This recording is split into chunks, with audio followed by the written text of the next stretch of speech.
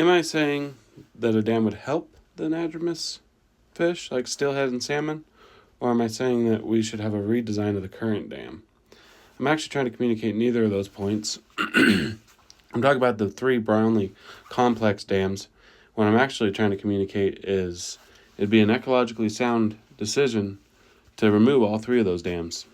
Now, that might not be a socio-political economic solution, and redesign might be more economic and politically sound. I wanted you to see there's the three dams. That first dam, the Hells Canyon Dam, is the end of the road. That's as far as a salmon can swim upstream in the Snake River. The Snake River goes on for a lot longer. It goes all the way from the Oregon border from that point all the way to Wyoming around Yellowstone. And I'm not exactly sure what defines that watershed there, or where the bounds of that is. But it does go all the way across the southern part of the state, all the way across the Snake River Plain.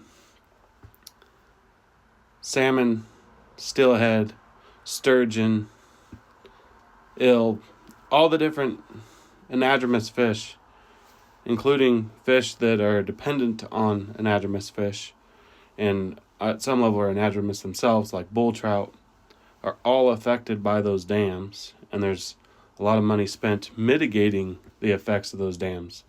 Those dams were put in over 50 years ago. It's old technology. We've improved technology a lot in the last 50 years. In addition to that, when they were put in, they were illegal. They had no fish passage, but they promised that they would truck the salmon and the steelhead around. They forgot about the sturgeon because they're not making it up the fish ladders on the lower Columbia. The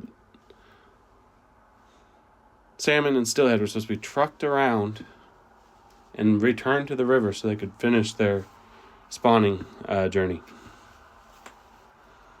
That happened, from what I've been told, for maybe 5 years, and it was wildly unsuccessful. And also traveling back through those large reservoirs, especially Brownlee, very warm reservoirs, that's going to be a challenge in its own right. So they quit trucking them around. They started trucking them to the fish hatchery that's actually on Hells Canyon Reservoir just below Oxbow Dam. And that's what they've been doing, mixing the genes, sending them back out, and hoping that some come back. There's a responsibility that we have to do the salmon right and do the right thing and restore their passage to their historic spawning grounds.